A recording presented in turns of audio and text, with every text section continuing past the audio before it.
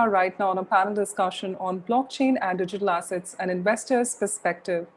Well, crypto assets or crypto has garnered significant attention from the media, financial analysts, governments, regulatory institutions, and investors over the last 2 years.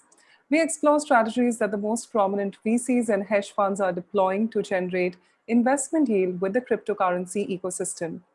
Well, we're looking at talking about a VC's view of the space, building scalable blockchain business, why venture capitalists are better big on DeFi, and a look at the current and future trends. Well, we've got with us our panelists. First up, Zachary Cefaratti, the founder and CEO of Dalma Capital. Mr. Cefaratti is the CEO and the principal founder of the Dalma Capital Management Limited. His efforts at Dalma Capital has been dedicated to seeking alpha generating portfolio managers and strategies and providing an accelerator platform on which they can maximize their alpha realization and capture. Well, he's somebody who's also pioneered bridging the gap between traditional financial service practices and crypto economy. Well, we're joined also by Heinrich Zetlmayer, the founder and general partner, Blockchain Valley Ventures. Well, he's the founder and general partner of the Blockchain Valley Ventures, has extensive operational and strategic experience in the growth and turnaround of small and large companies internationally. Well, we also have Andrea joining us, Bonaceto, the founding partner and CEO, Eterna Capital. Andrea is the founding partner and CEO of the Eterna Capital, which is an investment fund which is focused on blockchain technology. While Eterna Capital was launched by Andrea and 3 ex-BlackRock employees receiving press coverage from the likes of Forbes, Bloomberg, CoinDesk, Financial News, Investment Week, The National, etc. Eterna Capital has been listed by Forbes as one of the top 3 investment funds operating in the blockchain space, and Andrea has been included in the Forbes 30 under 30 list. Andrea is also an advisor at the Singularity Net, a decentralized marketplace for AI algorithms. We also have joining us is Alex Nascimento, the co-founder of Blockchain, managing director of 7cc Blockchain Investment. While Alex MBA is a faculty founder, a member and co-founder of the LA Blockchain Lab, the UCLA Blockchain Lab, and the blockchain at UCLA, where he lectures on the blockchain business applications, in addition to his role of managing director of 7cc Blockchain Investments, a company which is focused in fostering the blockchain industry. Ladies and gentlemen, we also have with us Syed Harib Maki, the managing director, Alphabet Fund. Syed is currently focused on advising blockchain startups and traditional businesses on utilizing blockchain technology. Well, Syed also manages the crypto blockchain asset portfolios and was previously a specialist at the Abu Dhabi Investment Authority for 9 years. And this entire panel discussion, ladies and gentlemen, is going to be moderated by Cecilia Wong, the founder of Your PR Strategist. Well, Cecilia, beginning her communication career in the fashion and beauty industry, her passion for decentralized technologies led her to founding of the boutique blockchain PR consultancy, Your PR Strategist, a 2020 Technology Innovator Awards winner in the media and PR category. Well, thank you so much to our entire panel for joining us, and over to Cecilia for taking it forward with her incredible panel. Thank you once again. Over to you. If I may request you to kindly unmute yourself, please. Thank you so much, Bhavana. Thank you for the introductions. I'm going to go straight right in. Okay, as we all know, blockchain technology and also the industry of digital assets has really grown and evolved so much over the last decade. It has the potential to disrupt entire industries and even the global markets moving forward. Right now, we are very honored to have with us some of the top VCs and hedge funds in this ecosystem in our midst. And we would like to see all of this from their perspective as investors. Without further ado, let's start with Heinrich. Would you like to actually give us some background over your over what you do, as well as tell us about the sectors and industries that you are currently looking into with your digital asset portfolio? Cecilia, thanks. Yes, I can do that. We're a venture capital firm born out of Switzerland, the Crypto Valley, but we do investments on a global basis. Most of our investments are in the fintech space because, I mean, blockchain is one of the biggest innovations in financial industry. So we invest a lot in RegTech, so regulatory technology, cybersecurity, crypto infrastructure for banks.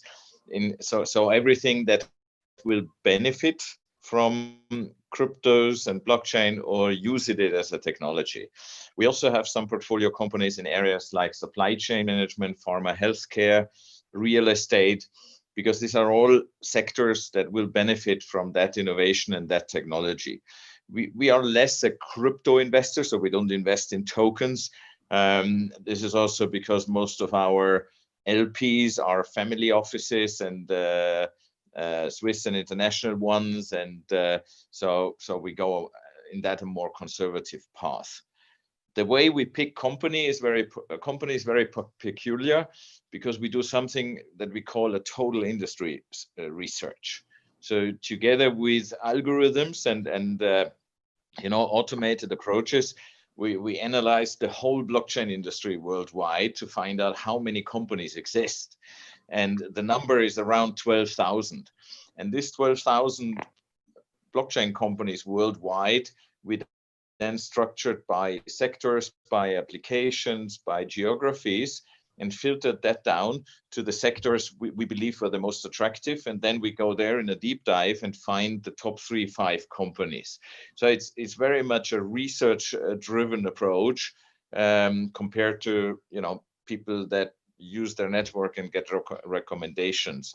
And that's how we pick our investments.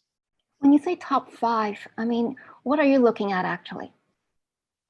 Well, when you look at certain sectors, typically you find around 200 to 300 companies. So there are, like, in that dimension, 300 companies that try to solve supply chain problems through blockchain technologies. And then we obviously look at the size, we look at the industry traction.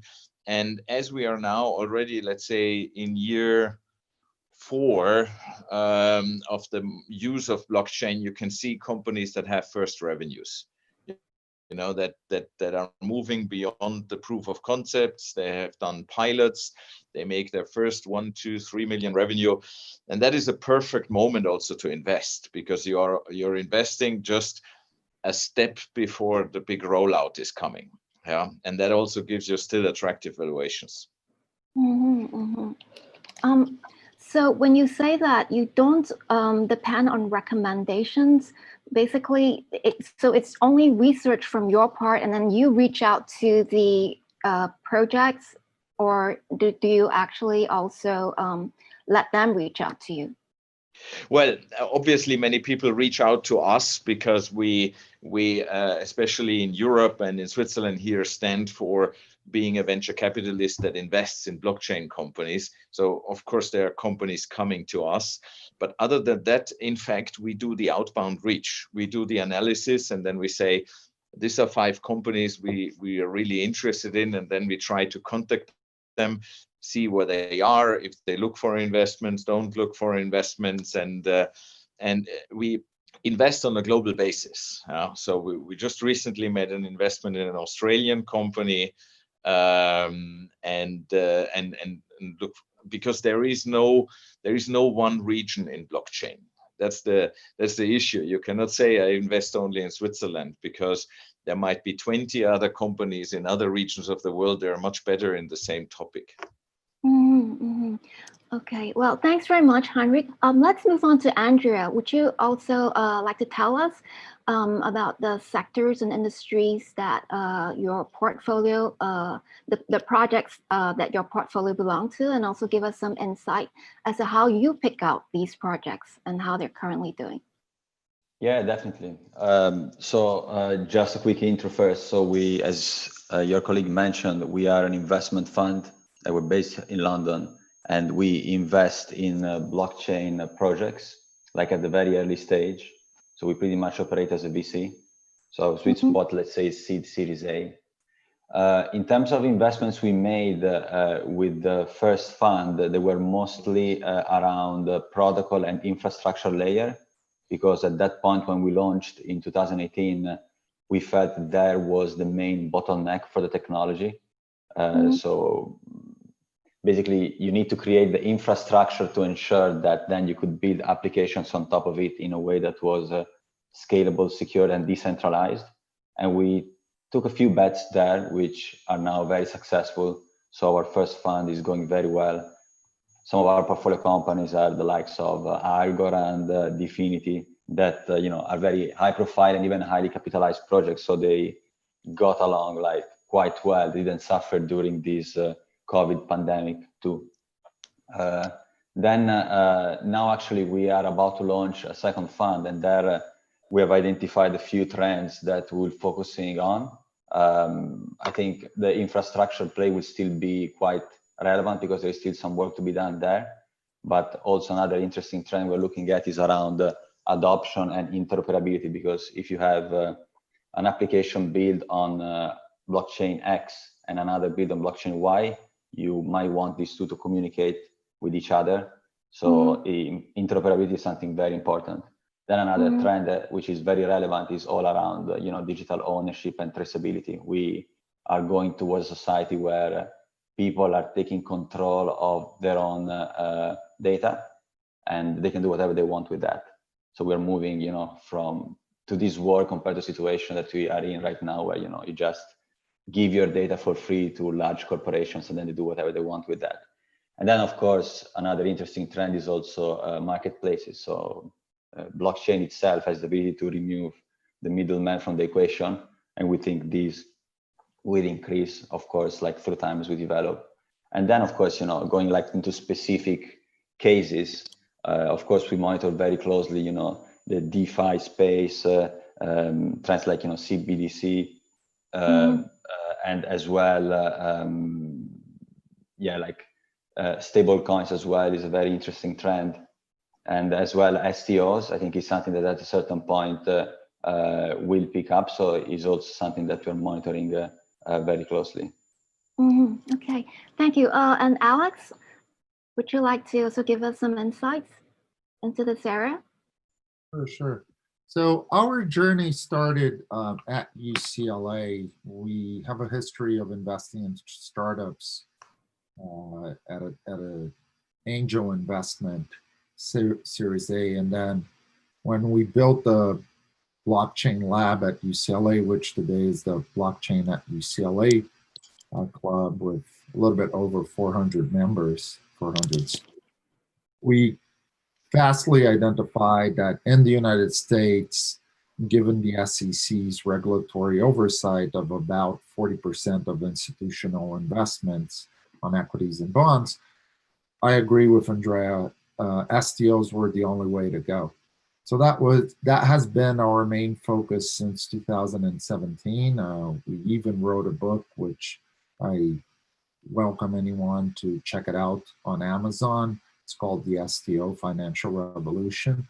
So that's kind of our core area. We've been doing issuances out of Cayman, out of the US, out of Singapore. And aside from STOs being our main focus, we also work with infrastructure on the mining side of Bitcoin. Obviously, here we're all looking at DeFi right now, but STOs is our main core. Right. STOs definitely have a lot of potential. It's just, I suppose, because they already come with like a set of, they come with the whole regulatory infrastructure. So this hasn't, I suppose, been an area which has seen as much growth, I would say, because it does come with all that, I would say, regulatory baggage. I do see STOs as being an area where we will actually see a lot of very good growth over the years, I think. yeah, probably it'll take quite a bit of time still. Thank you so much, Alex. Zachary, would you like to give us your input on this point? Sure, yeah. So Dalma's been interested in working in the crypto and blockchain space since around 2015. We actually worked very closely with Saeed and the team at Alphabet on our fund platform, having identified them as one of the early movers and having had a phenomenally successful Fund 1 on our platform. But since then, we've tried to focus more on the, or continue to focus more on the institutional market. We have successfully completed several digital security issuances or STOs, including what we understand to have been the first investment bank-led STO last year when we worked together with our partners at BTG Pactual to tokenize some of their balance sheet. We continue to focus on that market. We led a deal with a prominent UK real estate developer, and again see that as an interesting market. As you said, it comes with regulatory baggage, if it were, but at the end of the day, that's the securities industry, and we think that for those already dealing in securities, there's a lot more to benefit or a lot more to gain. Regulators do need to kind of catch up, but we're seeing in the pipeline sovereigns or sovereign-related entities starting to utilize blockchain as part of their issuance, settlement, trading infrastructure. Basically bringing their the issuance, the ownership, the custody from what is actually a highly analog era, particularly in debt instruments and bonds, to a much more efficient digital era in the very near future. I think we'll see the first sovereign-related issuances on what will be permissioned chains by the end of this year or at the latest early next year. So that's certainly an exciting area for us. We are engaging as well with sovereign issuers and large corporates to encourage them the advantages of taking of considering digital securities or blockchain based, even if they are permissioned blockchain based infrastructure. Bringing these guys into permissionless is I think a challenge, but obviously would be our preference. The two deals that we did with that I referred to previously with the UK real estate developer and with BTG Pactual were actually on permissionless chains with our partners at Tezos, which we feel have been phenomenal. We're also actually in the process of a very interesting project that you guys will likely see in the news in the coming days or weeks to tokenize what we expect will be the most valuable art piece ever sold by an artist, and is setting a record for being the largest as well. Very prominent piece, very key players behind it, and it's actually an enhancement of what people know to be the art tokenization model. So it's something that hasn't been done before. Some very, again, strong partners coming in behind that. So you'll see something in the headlines in the next, in the very near future. This is actually the first time I'm even mentioning or alluding to it publicly. We're also working closely with, on the institutional side, we see mining as actually a great way for institutional investors to deploy capital. If we look at, the top miners, they're highly sophisticated, they're highly institutionalized. These are actually, very CapEx oriented businesses. They basically have, and they're actually very simple businesses. One thing that drives me nuts when I talk to institutional investors, they say, oh, well, we don't understand mining. It's the simplest industry. It's the simplest type of commodity mining activity in the world. You have two inputs, electricity and hardware, and then you have a a commodity on the other end that requires zero refining that can be distributed and liquidated immediately.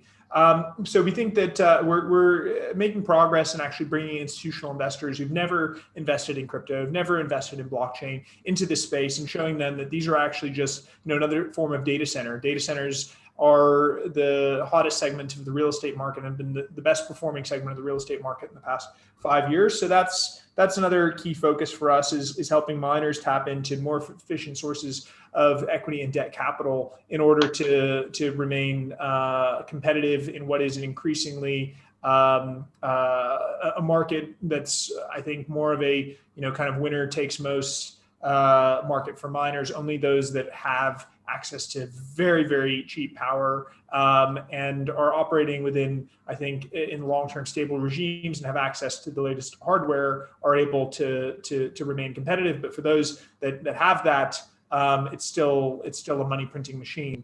So those have been our areas of focus. Again, certainly we keep our eyes on the other segments of the crypto and blockchain market, but these are the ones that excite us.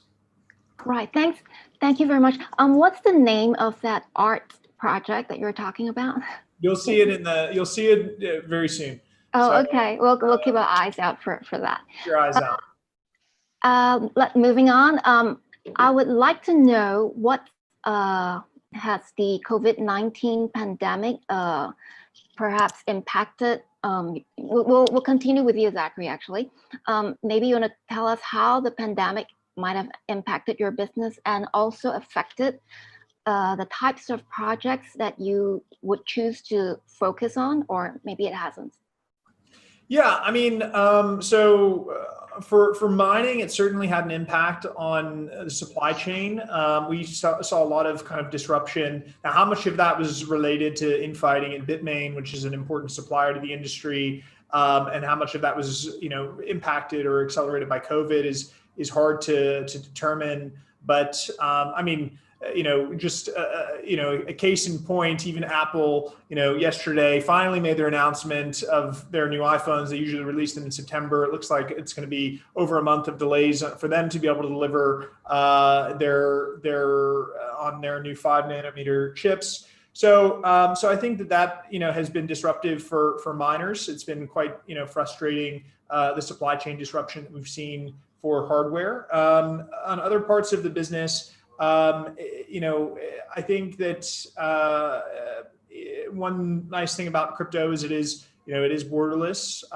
The kind of shutting down of borders and lockdowns and so on and so forth don't really affect the crypto market. Gold, digital gold has certainly been a selling point for Bitcoin in what people expect to potentially be an inflationary environment, with governments, particularly the United States, monetizing fiscal deficits in orders of magnitude above what has been previously seen.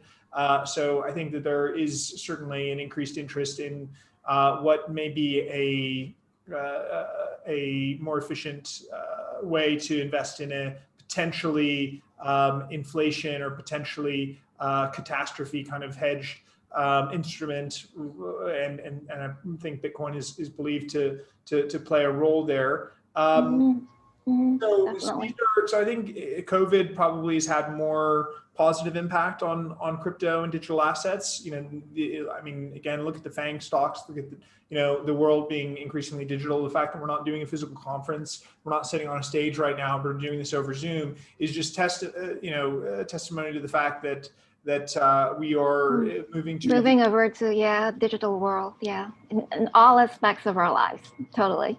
Thanks so much. Thanks so much, Zachary.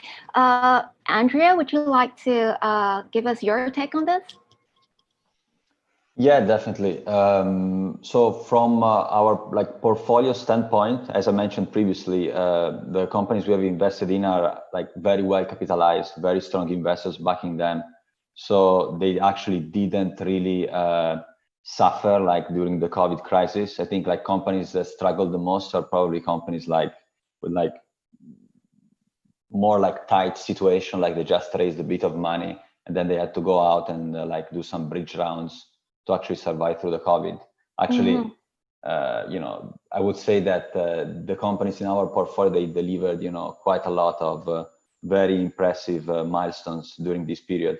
From a business standpoint, like at Eterna Capital, I think we are adapted, to this change. Of course, it's a completely different world compared to, what was like a couple of years ago. I remember like the first conference I actually joined was actually the World Blockchain Summit 2018 in person, so now it's right. It was a physical going thing. into virtual, like all these like conference space as well, has moved to virtual, which is of course, interesting because you can still share insights, but you do lose that, networking element that, that needs to be face to face, I think, by some extent.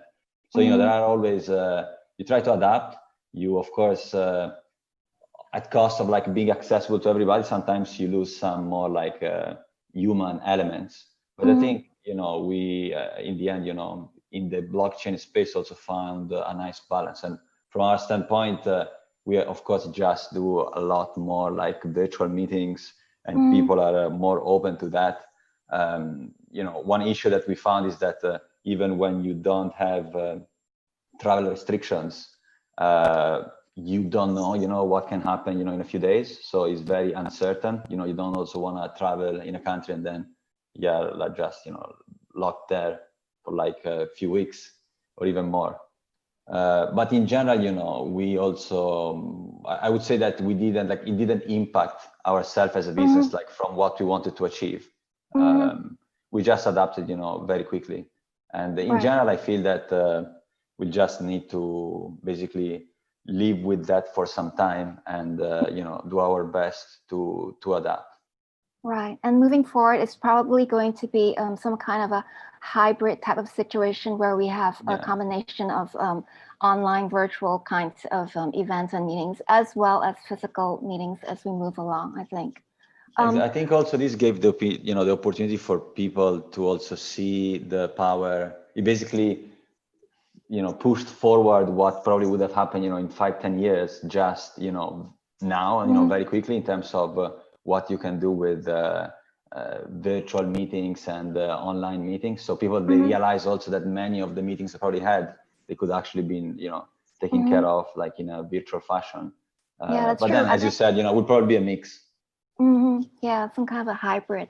No, I mean, I think that COVID has definitely accelerated like all these changes that we thought would happen like over a span of time, but they've just like done it in months. I mean, it's been pretty crazy in that sense. Heinrich, would you like to tell us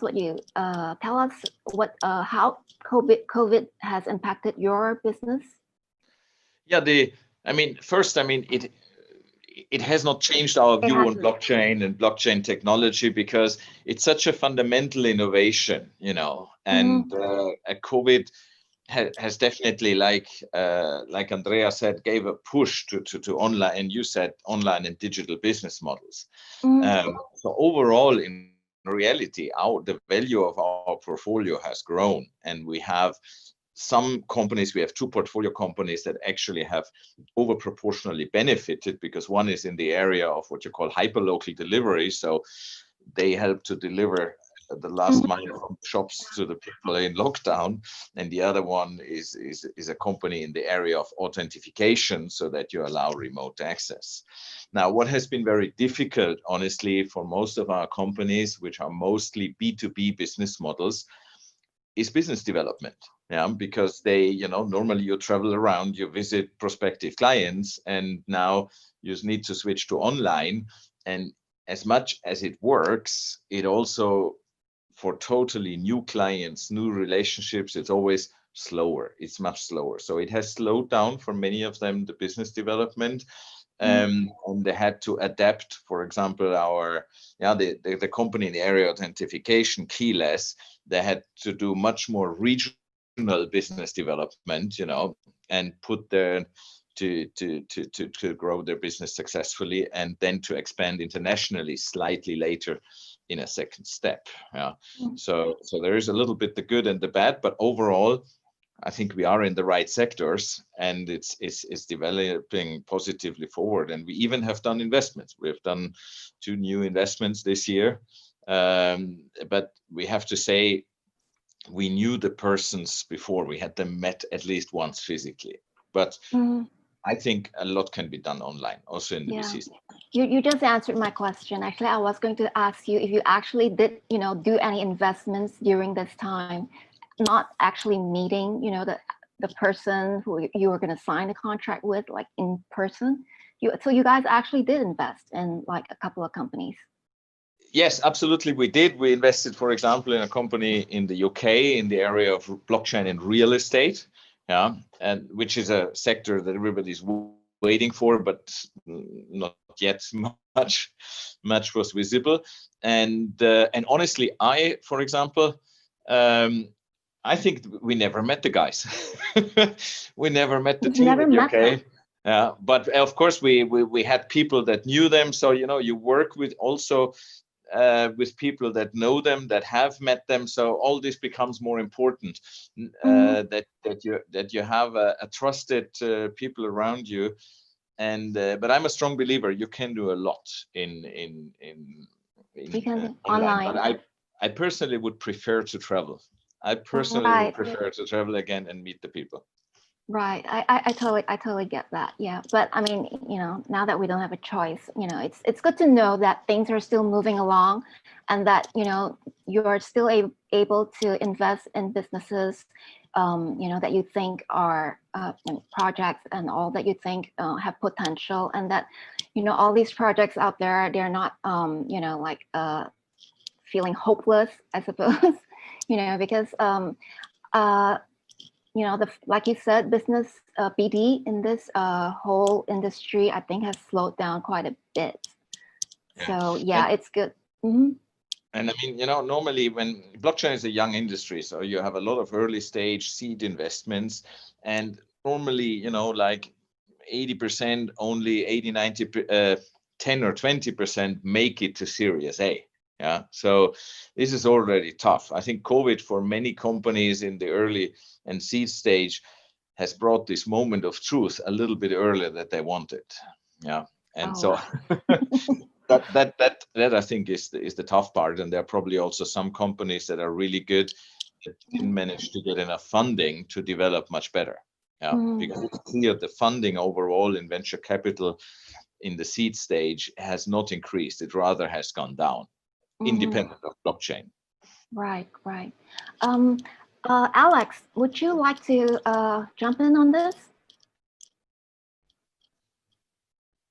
Alex? Oh, I was muted.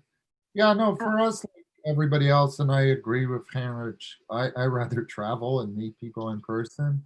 I think one of the beauties of the conferences, including WBS in Dubai, was to hang out with my friend Saeed and know about what he's doing in his part of the world.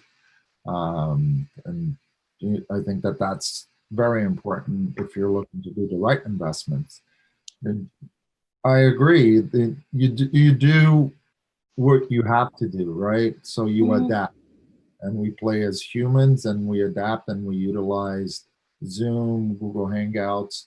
Frankly, like most of my colleagues in the VC space, we've seen a lot of activity during COVID times. I think that not only clients, but as well as investors are all locked at home. So you don't have dinners, you don't have flights, you don't have happy hours, you don't have driving around, you don't. So we're working, I would say, at least 3 or 4 times more with the time of the 24 hours of the day that there are than previously. But I do miss you guys. Besides Heinrich, I mean, did any one of you actually sign on new projects that you invested in? Any new projects that you actually invested in during this last 6 months? We did invest in some projects, but they're not yet announced. But yeah. Okay. Well, so it's good to know, that things are still moving on, and that, at least projects are, like getting funded and all that in the space despite COVID. Okay. Now, this is a topic, I suppose, that a lot of people are very interested in, and that is the DeFi markets right now, which is, I suppose, very hot. Yeah. Guys, I would like you to comment on what's happening in the DeFi space. And then maybe we could also talk about yield farming, which is all the rage now. Let's start with Saeed, because we haven't heard from you at all. Thank you. Saeed? Yes. I was starting to think that you might have forgotten about me. No, I didn't. I think, yeah, we were like, talking about all the other topics, and you told me that you were interested in talking about DeFi. So, I saved that for you. For sure, yeah. No, that's great. It's a very, very interesting topic. The latest buzzword in blockchain and crypto space at the moment.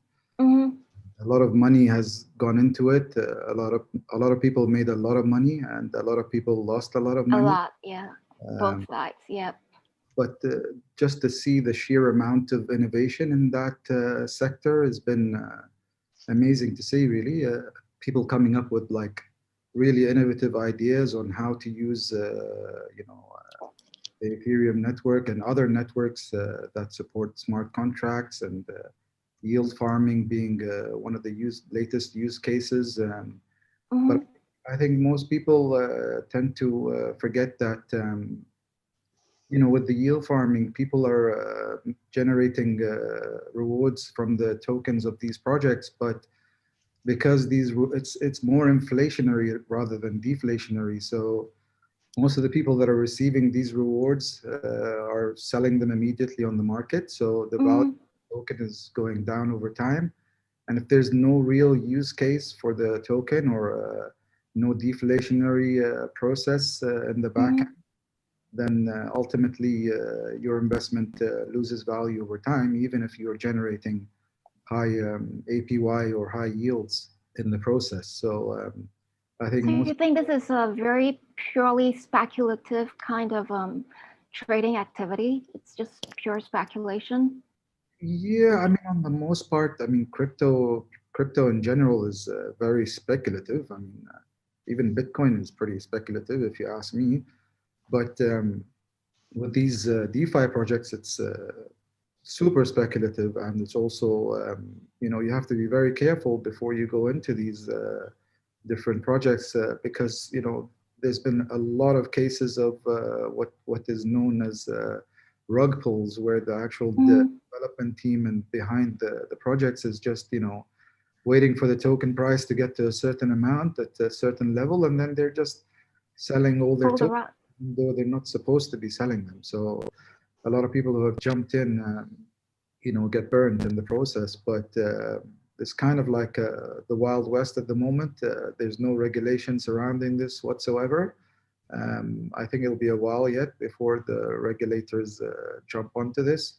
It'll be interesting to see how they respond to decentralized exchanges. Uniswap is now in the top 10 volume-wise for the volume of trades happening. But I think the innovation of decentralized exchanges has been really good for the market, because now if you're a startup crypto project, you don't need to pay a lot of money to get listed on an exchange which has good trading volume. You just start the pair of your token against Ethereum, for example, and you're good to go. And you can have millions of dollars traded on your token within a few clicks. So that's what's been fascinating about it.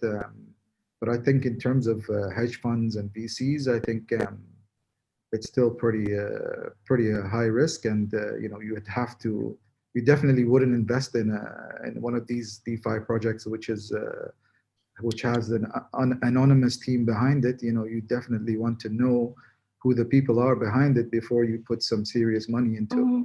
So, yeah, there have been some very like you said, anonymous teams. No one knows who they are, and they just put on their tokens, and then they, like, within days, even, the value just goes up and all that. So I'm actually wondering, what about teams and projects that have proven themselves in some capacity, as having a use case, or they have a working product?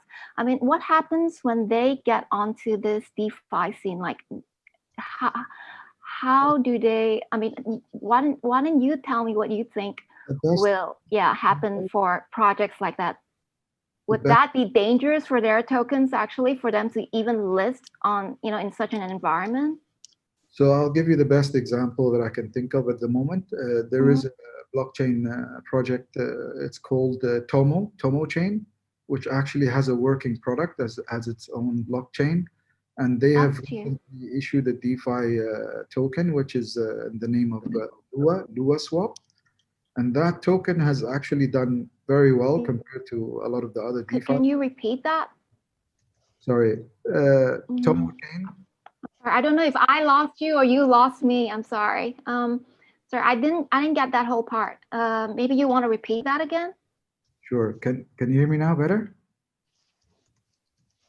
Yeah. Maybe it's you. I can hear you. Yes. Can you hear me? Yeah, I can hear you. Sorry. Yeah, I don't know. Maybe it's my connection, because I had some problems actually when I started joining. Yeah. So maybe just repeat what you said earlier about project with case. Yeah. Sure. So the working product. Yeah. I was talking about an example being Tomo Chain. They recently started a DeFi project, which is called Lua Swap, LUA Swap. And that has been more of a yield farming project. And a lot of people have gone into it and started farming it. But what they did, which was pretty interesting, is that they actually locked up the reward tokens. 75% of it was locked up and spread out over a year. So that way it's not as inflationary as other DeFi projects. Also, the APY returns that are showing at the moment are pretty attractive and in line with a lot of the other DeFi projects, where people are just purely jumping in just in terms of the APY numbers that they're seeing. So I think this is one of the very, very few examples of existing blockchain companies that have thought really hard about the DeFi angle, and they've actually have a good use case for the DeFi token that they've issued, because they're actually working on a decentralized exchange, which is Tomodex, which is in the process of happening, and that's still in development. But it's a good use case, and I think it's one of the good DeFi projects that have come out. I mean, I could be wrong. I mean, tomorrow it could go to zero.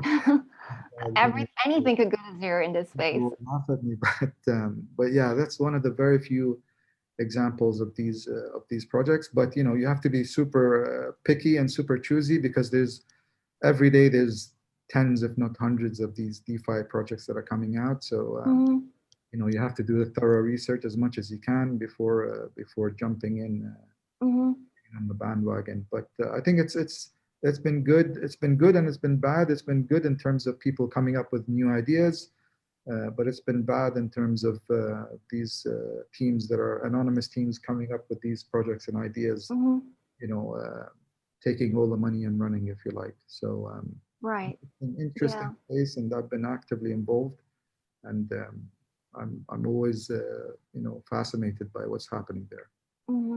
So it's good to know, though, that like you mentioned, there are ways actually to like maybe lower the risk. Like you say, if we could actually prolong the staking periods and keep, I guess, the value of the tokens somewhat a little more stable. Yeah. Would you say that? There's also like another example that I can think of is a project called Core, CORE. And what we've done is that if you provide liquidity of the Core token against Ethereum, for example, those liquidity pool tokens that you're providing are locked forever. So you can't access those tokens anymore. So the benefit of that is twofold. One is that the liquidity on that token remains in the ecosystem. And secondly, the supply of the token is not out there in the market. It's only the rewards from these liquidity pool tokens that are staked, which come onto the market. So it's been a pretty good success so far, and the development team behind it have come up with a pretty, genuinely genius idea that's not been done before. So this is one of the projects where you look at it and you think, okay, yeah, this is something really good. Yeah, that's good work. Projects are actually copying them. So they say imitation is the sincerest form of flattery. So if you're being copied, then you're doing something right. So right. Andrea, would you like to also give us your thoughts on DeFi? Yeah, definitely. I mean, we think DeFi is something very interesting. Frictionless finance is something that, is very important, will become a reality. Of course, within that, there are things that are sustainable and other things that are not sustainable. I think it makes sense, to basically even, provide your crypto as collateral, so then people, you basically start generating an interest rate on your crypto, that's fine. But situations like, yield farming, where pretty much a token is created out of thin air to reward you to hold another token, I'm not sure how this is sustainable. And, we have seen that pretty much what's happening is that there is a very high churn and people just very quickly move into the one that is providing a better yield, and the previous project collapsed. So of course, this is something that I think in every cycle where you have a lot of innovation and people understand that the opportunity is big, everyone tries to, at least some people try to find the cracks in the system and then capitalize on that quickly and then leave. One thing I feel that in this space also is interesting to look at is the role of non-fungible tokens in it. NFTs. Non-fungible. Yeah, so non-fungible tokens are like tokens with like unique representation pretty much. So I think we're going towards a world where, kids will not anymore collect their cards like of, I don't know, Pokemon cards, like paper cards, but they will have like digital representations, unique representations. And if you think about it, this could be a better way to also incentivize people from a loyalty standpoint, because, what pretty much also sometimes in the DeFi space is done to motivate you to hold a certain position is, with yield, with farming, sorry, they create a new token basically, right? What I'm saying is non-fungible tokens, they're already there, and could be an interesting way also to incentivize retail investors because, they could appreciate in value and they could be used, in this space. And I think, also, in the art space, is basically a very interesting way, to transact value on the blockchain with the elements that are digitally unique. Right. And art, music, collectibles, all these would be actually exactly. For so that. That's very big trend as well. And in general, I feel that DeFi is the natural next step of the blockchain journey, because you start by basically designing you have assets like Bitcoin, that is like simple like value that you can move on the blockchain, and then as you move forward you start building more like sophisticated financial products on the blockchain, of which of course some will be sustainable, other will not be. For us, we look at it with like an opportunity standpoint, and basically looking at going into the basket and seeing what makes sense and what doesn't make sense. But it's something that we're definitely very interested in, monitoring very closely. And even some companies from our first fund are like very relevant for that. For instance, I take the example of Algorand. It's basically a blockchain platform mostly focused on the financial sector, so like for finance 3.0. So many applications also on DeFi could leverage that. Like if you see already like USDT, USDC, they moved on that, because I feel one issue also that DeFi space had was the very high Ethereum gas fees. we start having a lot of activity, Oh, that's being right. very expensive. So of course, the team will need to upgrade that, but you also have alternatives that of course have less, developers and use than Ethereum, but they're there from a technological standpoint. Thanks so much, Andrea. Okay, let's move on to the next topic, where we're exploring the strategies that VCs and hedge funds deploy to generate investment yields. And I think, Saeed, you indicated that you were interested in talking about this. We're going to come back to you. I think we're a bit short on time, so maybe you want to just give us just summarize all the most important points. Yeah, sure. I'll just maybe raise one point. For me, I think as a VC, you would generate the highest investment yield in your portfolio companies if you have a good process and a good approach to actually adding the maximum value to your investment by supporting the teams behind the projects that you've invested in, and not just by putting the money in and then just forgetting about it and letting the team do what they need to do to actually achieve their objectives. Rather, you need to follow up with these portfolio companies and ensure that you are giving them as much support as possible and adding as much value to them as possible, even if it's something that you can't support them with in certain areas. And you introduce them to certain people or certain companies that can support them, the right type of partners, etc. So there's a lot of things that you can do behind the scene to ensure that you can give your investment as much possibility to generate the most amount of yield. So I think that's so things like giving them access to a network, maybe even helping with marketing and things like that to help support the projects in your portfolio. Very good.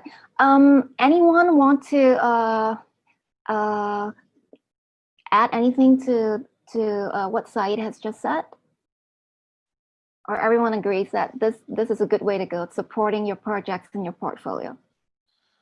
This is Heinrich. I 100% agree with Saeed, because I did a lot of turnarounds before becoming, an active venture capital investor for venture capital firms and people that do spray and pray. I don't know if some know the word, because if you invest without later taking care of the companies, you would need around 500 companies, to statistically balance the risk, and nobody can do that. So in reality, I found it the best strategy, besides picking great companies, is adding operational value to them. That's that handles the risk side of things. The upside, most of the companies know themselves because they are often great entrepreneurs and inventors, but you can help them to reduce the risk of failure. Yeah, and I think that in average then lifts your whole portfolio. Absolutely. Thank you so much, Heinrich. Okay, now for the last, because we are actually really running out of time, so I would like all of you actually to give me in maybe a couple of sentences what you think the future holds in this space. Let me know, which area you want to talk about. It could be about CBDCs, could be about crypto banks right now. But what do you think? Which area do you think is going to definitely which trends do you think are definitely going to be happening in the future? Let's start with Heinrich. Okay, then I'm short because I took a lot of time. I have a big hope, wish, but I think it will happen, is digital assets, STOs, so that we can do digital shares, digital art, digital real estate, in a larger scale, because that would add another exit liquidity layer and also funding layer to young companies. So I really look forward to that. Cool. Zachary? Yeah, I mean, I would just say that's another area where we're focused and are interested. I mean, we've already tokenized bank instruments. We've already tokenized real estate. We're in the process of tokenizing this art piece, which is taking it to a completely different level than you've seen in the past. The partners behind it, the scale, the artist, everything is something that's completely unprecedented. And then sovereign bonds are in our pipeline and on the horizon.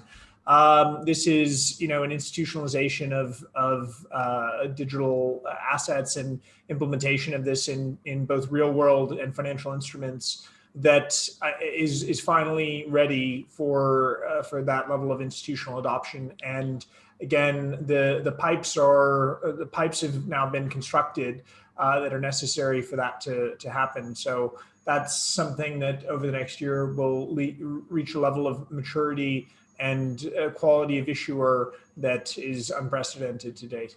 Mm-hmm. Thank you. No, I mean, seriously, I am looking out for that project, that art project you're talking about. That sounds like it's going to be really huge. Andrea? Andrea?